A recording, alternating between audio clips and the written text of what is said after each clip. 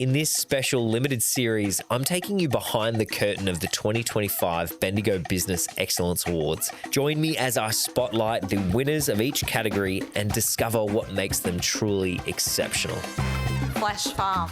Kristy Kemp leads the team at Flash Farm and they won the Social Procurement and Climate Leader Award. Kristy, thank you so much for being in the studio and coming in to share a little bit about Flash Farm. Yep. Thanks, Caleb. It's really lovely to be in here and chatting with you today. Yeah. So you, Flash Farm, winner of now 3 Business Excellence Awards. Yep. Tell us what the awards were. What awards have you won? So back in 2023, we won the Not-for-Profit Award. So Yep. that was pretty fantastic to be amongst, such incredible not-for-profit businesses in Bendigo. And then this year we took home the Climate Leader Award and Social Procurement. So Wow. amazing. We'll dig into those in a little bit, but what I want to ask you to start with is for someone who has no idea what Flash Farm is, tell me what is where do we Flash Farm? start? So Flash Farm is what we've tried to create out there is a space for people to be seen and to be heard, and to have safety. So it's animal-assisted and nature-based therapy. Wow. And I guess where it sort of came from was this idea of doing therapy differently. I've got a young bloke who, is neurodivergent himself, and he really struggled in traditional therapy settings of that room-based type work. And when I saw his connection with animals and things like that, I'm like, well, why don't we have that here? Wow. So what does the scale of operations and services look like that you deliver? So when we first started, it was just myself, so very much sole trader, Now we are a team of 7. Wow. And we've got a very newly minted board as well as we transition into our next stage. Wow. As well. Yeah. Hey, that's a pretty epic journey. How long has Flash Farm been running? 8 years. 8 years. Yep. Love it. What is the therapy and support look like that you deliver? So we do individual and group different types of therapy there. Yep. So the individual stuff is very much where the person is at. So we try to meet them, whether it's on goals, working through grief, loss, sibling rivalry. That one's been a big one this year. We've seen a lot of that. Wow. And I don't know if that's connected post-COVID or what's quite happened there. Yeah. But very much tailored to the person's individual needs, wants and desires. And then our groups, we've got several different groups. We've got life and social skills. We do a Lego Mates program as well. And that's where we, bring together children that are sort of have similar interests and work together on those goals. And what we're trying to achieve is community, I guess. Yeah. For these kids to have a sense of belonging and safety. That's probably been the big thing for us. Wow. How do people find Flash Farm generally? How do you get participants? It's usually been word of mouth. That's where we sort of started from, it grew from that. Yeah. And then through social media, Facebook, I believe that we have an Instagram. I'm not all up to date with all these different technology things. Yeah.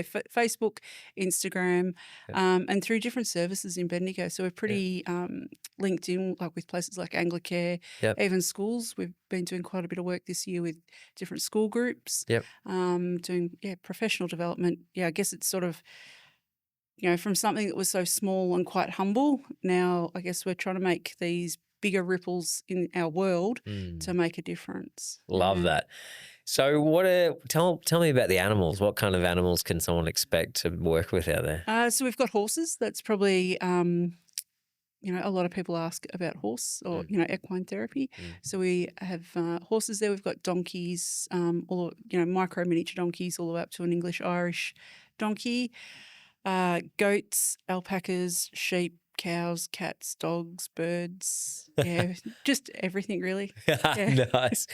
And tell me, I'm fascinated to hear, what are some of the success stories that you've seen, the impact that you've seen of animal-assisted therapy with some of the people you've worked with? What's the results that you kind of see? I guess a big thing that we saw this year was actually one of our young people. We had a few people that came with us to the night, to the Business Excellence Awards, and one of the young people that we work with, he actually hopped up and delivered one of our thank you speeches. I remember. That was pretty, it's making me a bit teary now. But to think about, I was like 766 700 and odd people there. And some pretty, important people in that room. Yeah. And for him to deliver that was just the impact from that has just blown other kids away that we work with. Like they've seen that, they've heard that story, how he delivered that speech. And, I know I delivered one and I was very nervous, very, very nervous. So was I, by the way. Congratulations on yours. I thought I had it in the bag, right? But no, there's a lot of people in that room. Yeah, because that's like we were just sort of sitting there, and it took a moment to actually realise that they've said our name. Yeah, because there are a few, a couple of the kids thought they'd worked out the algorithm, and they're like, no, you haven't won this one. And so I was getting ready to clap somebody else who wasn't us, and then the next minute it's like, oh, hang on, that was actually us. And so then I've just sort of hopped up and left without picking up a speech. So sort of going by the flow. And then this young person, he's like, if we were to win another one, can I deliver that? And I went, no worries. Wow. And from, when you see where people sort of start very shy, very within themselves, being able to participate in an event like that, it was loud, it was noisy, so much other stuff going on. Yeah. Right out of anyone's comfort zone, really, unless you're Bruce Roberts. Yeah. And he delivered that. And I'm like, wow, that, and then for his mum to hear that and his family. Yeah. And it trickles down from there, cousins and things like that. But then the other kids in the group that hear what that young person did, they're like, rightio, you've got to keep winning more awards, Kristy, because we want to do this. So I think, you've got that sense of building community and self-esteem and self-worth in people. And I think that's the biggest thing. Or, we see a lot of kids who find they don't fit in, or they feel that they don't fit in. Yeah. When they come out, they meet the animals. And I know that they're not coming to see me. They come to see the animals and meet them. But we've got this elderly gent of a donkey, and he's 36 years young this year. Yeah. So much wisdom and beautiful big ears. And what we often find is kids just want to talk to him. Wow. It's like almost talking to a grandparent. Wow. And that sort of then opens the door, and then they'll ask about his story. How did Brady come to be in our care? And then we've had other animals in the past that may have come to us through, if they've been harmed or something in the past and they've needed a new home. So, that really resonates, I guess, with kids that we work with in out-of-home care. Yeah. And I can remember one young person talking to me about one of the horses we had in our care at that time, and they said, what is it about this horse that you love? And I said, oh, that's such a big question. I said, I just love this horse for who they are. And I said, I have no expectations. They are just them, and they're just being. And I guess from that, they wanted to know more about the horse's story. And I said, they'd been sort of passed around and had never really been found, I guess. No one sort of gave them a purpose or a home. And then this young person said to me, one day I'm going to find my home, and I'm going to find my purpose, and I'm going to find someone to love me like your horse. Oh, man. Gives me tingles. Yeah. So it's a really, it's so hard to go, this is what we do. Yeah. When it's actually what the people do, what the people want and need. Wow. Kristy, tell me a bit of the origin story. How did you discover the power and wonder of the therapeutic ability of animals, and why did you set up Flash Farm? I mean, you told me a little bit at the start because of your young fella, but how did you become aware of the opportunity there? It probably goes back a little bit deeper and a lot longer. Yeah. So once upon a time I was a little kid and I had this beautiful little pony. I have to actually acknowledge that it was our family pony and his name was Flash. He was a little Welsh mountain pony. He he was a cracker of a horse, like Yeah. so cheeky, but it could just be an absolute ripper. And so my dad would take Flash and I off to riding for the disabled. Mm. And I got to, I was just a little tacker then, but I got to be a part of those sessions with people. And I can remember this young girl, it's just imprinted in my brain, this young girl, she couldn't talk and had some other things, back when I was 6, I probably didn't really have the language for it. But I watched her hop on Flash, and all of a sudden this huge big smile just went right across her face. And you didn't need words because you could see it. Yeah. And I think that's why we've, picked Flash to be in our name, because we want to be about fostering love and sharing hope. Wow. And that's sort of, that's what it's all about. Wow. Yeah. You're full of tear-jerking stories, Kristy. We should add some tissues. Yeah, that's right. Tell me, let's shift gears into the Excellence Awards. Like, what motivated you to follow through with an application after being nominated in 23? Like, and what was that original journey like? Yeah, I guess we've received a few. I reckon we probably had a nomination nearly every year of operation, actually. I think I'd have to go back and double check that. Yep. That's amazing. And in the first, I looked at it to start with. So we got this email and it said how we'd been nominated for this thing, and I didn't really know anything about it. Yeah. And then from there, we sort of, we toyed with the idea and we went, oh, that's pretty cool that someone's nominated us for this. Yeah. Didn't really know what to do with it. Yeah. Then from there, then the next year we get another one, and I'm like, oh, I guess we really, someone thinks that we're doing good out there. So I think we actually need to pay respect to whoever this person is, and actually give this a shot. So our first year, I don't think we did all that well because we had no idea what we were doing. Yep. But what it allowed us to do is actually look a little bit deeper into, our operations, where we were then, and where we wanted to move to.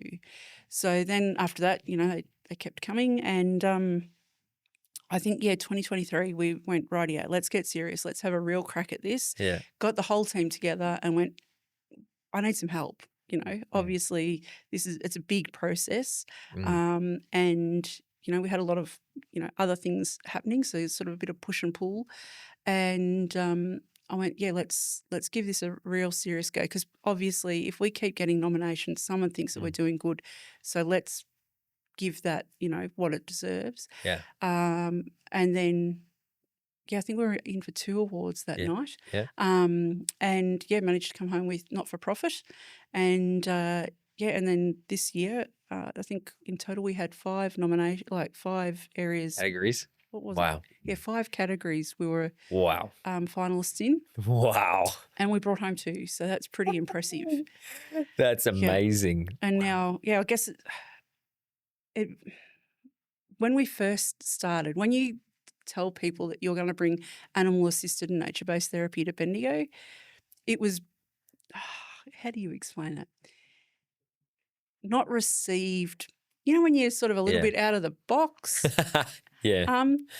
Yeah, like if you've got ADHD or autism or something like that and you look a little bit different, talk a little bit different, people see you're in all sorts of different ways. So I think when we started talking about animal-assisted therapy and nature-based therapy in Bendigo, we were seen as something a little bit different, a little bit eccentric maybe. And so I guess now that you have these wins behind you and you're talked about in a positive way, it starts to break down some of those barriers we've found. That's a really good result. Tell me, what else have you found following these wins, these awards? Like, what do you think is the result of those, and what have you noticed? The partnerships. Like my grandmother was a businesswoman back many, many moons ago here in Bendigo. I guess things were probably a little bit different back then. And it really was word of mouth. If you treated people well, service meant something. Yep. And I think that now gives us that space to show that the service that we provide to Bendigo can shine, and it shines pretty brightly. Yeah. So I think ultimately what we want to do is build a better, stronger community, and give young people or people that are needing help that space to be able to find that. And I guess, you know, when people start talking about you and you feature in different things like your podcast, Yeah. it just keeps going further out and reaching more and more people. Yeah. No, I love that. Why do you think the judges picked you for these two particular awards? Gee, I wish I knew. Why do I think we have this honesty and authenticity about us. We're different. Yep. We're not the norm. Yeah. And I think for us, you know, even with every person that we work with, they come for us for a reason. And they want, ultimately, I think it is to find out who they truly are inside.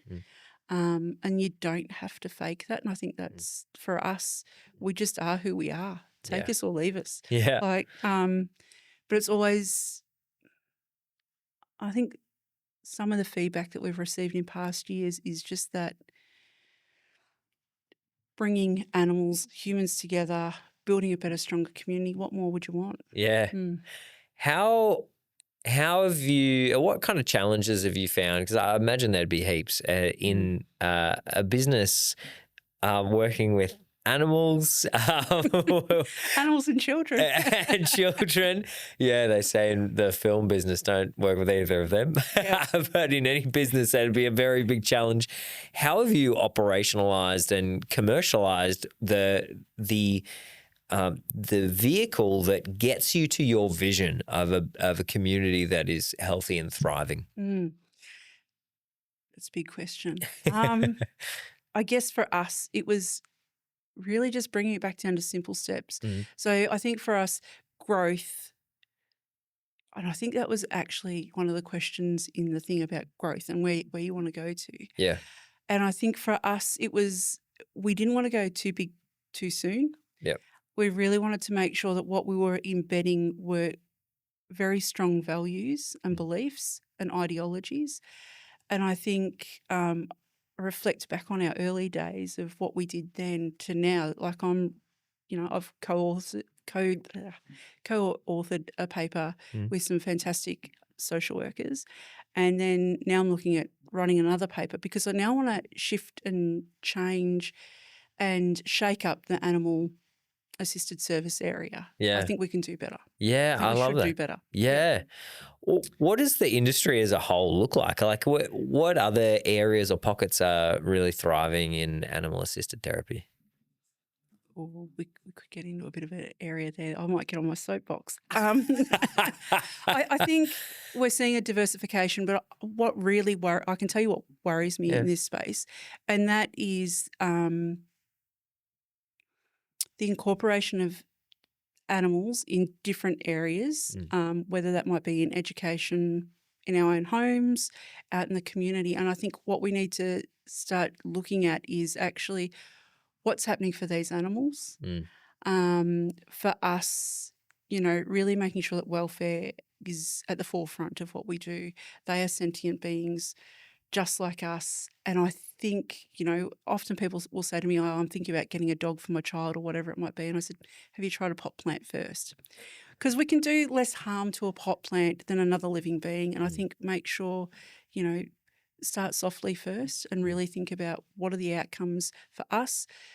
But likewise, you know, whether it's a dog, a cat, a horse, what are the outcomes for them? What are we trying to achieve? Yeah, love that.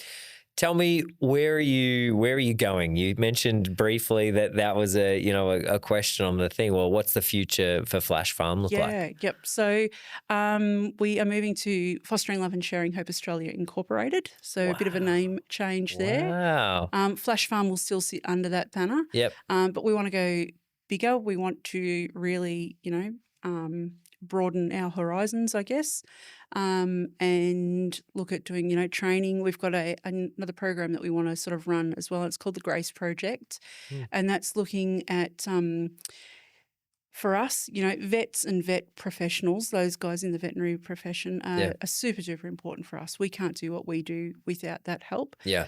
And I guess something that has also prompted that is my daughter is studying to be a vet. And, you know, when she comes home and she tells me that vets are 4 times more likely to take their own lives.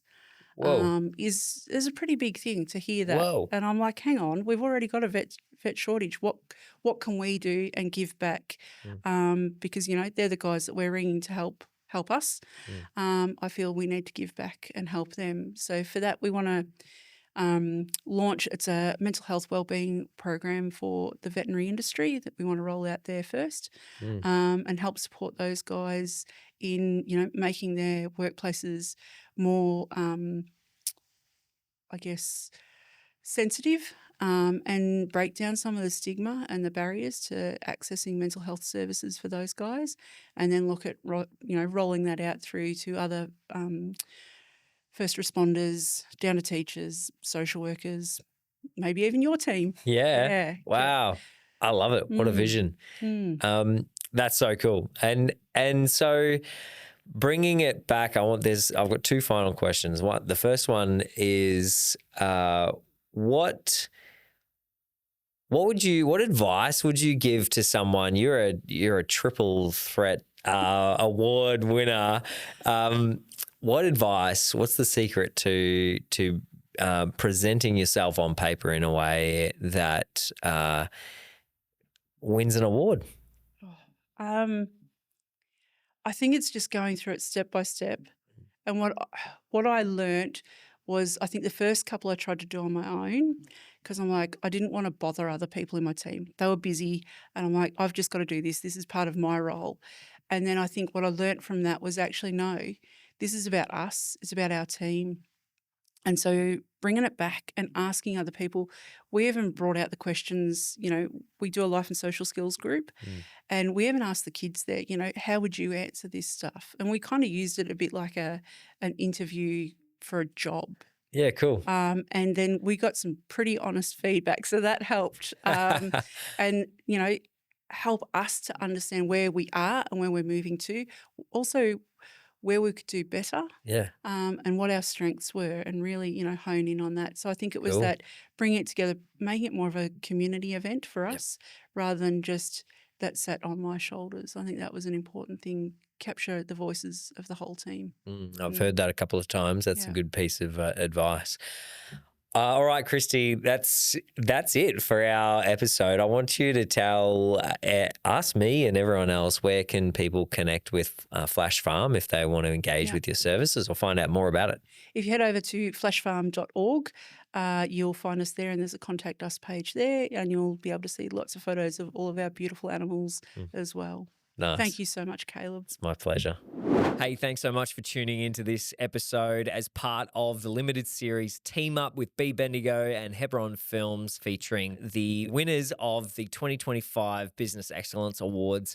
There are 13 episodes in total in this mini-series, so if you're at all curious about the other award recipients, then head over and check them out. We also have a new episode of Remarkable Regional Business dropping every fortnight, so please follow us wherever you get your podcasts. And finally, if you know someone who has or runs a great regionally based business and has a remarkable story to tell, then I would love to get them into the studio and tell it. You can dob them in at hebronfilms.com/podcast.